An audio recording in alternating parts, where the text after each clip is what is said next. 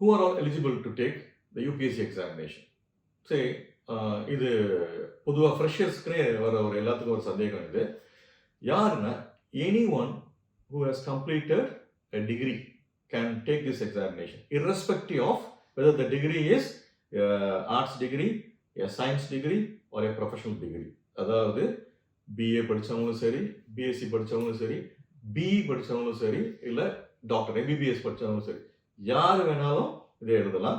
That means, right, so degree முடிச்சிருக்கணும். That is the only criteria, and you should be 21 years old. நீங்கள் இந்த 21 years complete பண்ணியிருக்கணும். இதுதான் இந்த ஒரே criteria.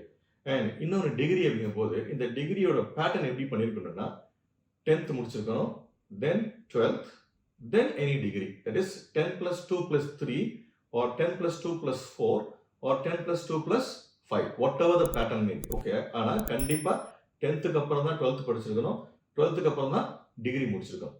Some people ask me doubt, sir ஏதாவது NIOS படித்தா நான் ஸ்கூலுக்கு வந்து எலிஜிபிள் தானா? நீங்கள் எந்த ஸ்கூலில் படித்தாலும் எலிஜிபிள் தான், ஓப்பன் ஸ்கூலிங் எலிஜிபிள் தான். ஆனால் 10th அப்புறம் 12th, அதாவது 2 years கேப் இருக்கணும். 10th அப்புறம் 12th முடிச்சிருக்கணும். Then you should go for the degree. 3 years or 4 years you have to do it. Okay. Similarly, can the distance education degree be eligible for this examination? Yes, of course eligible, provided you have done this degree after this higher secondary, that is the 12th examination. Okay, right? So இதுதான் இதுக்கான criteria. இது போக age criteria qualification. Minimum வந்து 21 years, maximum. இந்த maximum வந்து நமக்கு criteria பொறுத்து மாறும்.